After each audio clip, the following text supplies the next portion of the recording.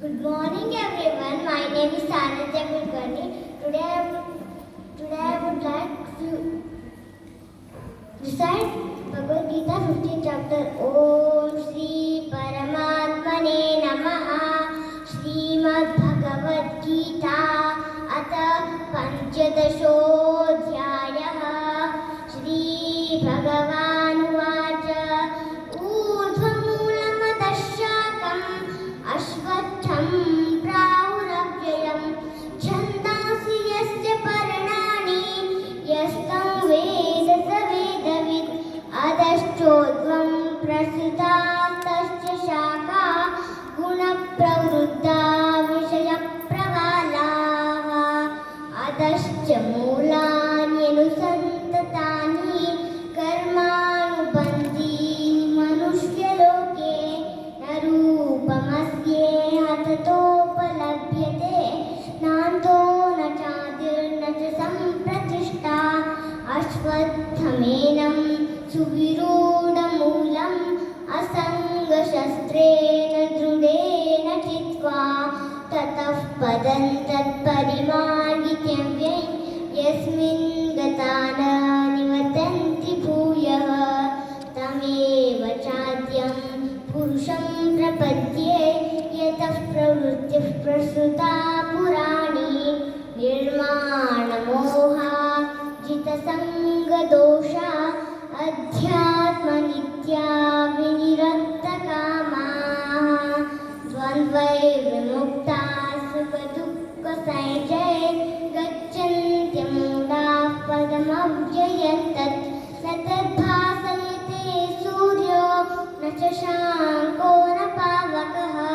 यद्गत्वा न निवर्तन्ते तद्धाम परमं मम ममैवांशो जीवलोके जीवभूतः सनातनः मनःषष्ठानीन्द्रियाणि प्रकृतिस्थानि कर्षति शरीरे यदवाप्नोति यच्चाप्युत्क्रामतीश्वरः गृहीत्वैतानि संयाति वायुर्गन्धानि वाशयात् श्रोत्रैः चक्षुस्पर्शनैः च रसनं घ्राणमेव च अधिष्ठाय मनश्चायं विषयानुपसेवते उत्क्रामन्तं स्थितं वापि भुजानं वा गुणान्वितं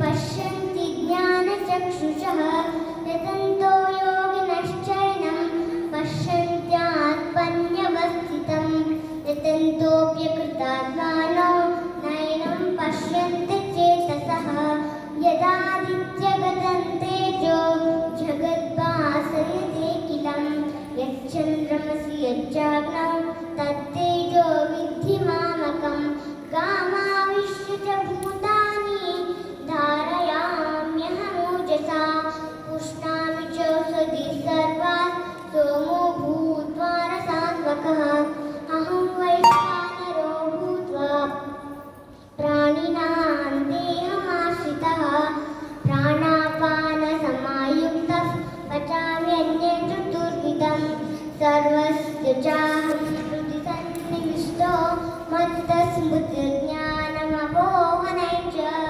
वेदैश्च सर्वैरहमेव वेद्यो वेदान्तकृद्वेदविदेव चाहं द्वाविमो पुरुषो लोके क्षरश्चाक्षर एव च सरः सर्वाणि भूतानि कूटस्थोऽक्षर उच्यते उत्तमः पुरुषः स्वन्यः परमात्मेत्युदावृतः यो लोकत्रयमाविश्य हिवत्यव्ये ईश्वरः सर्वस्य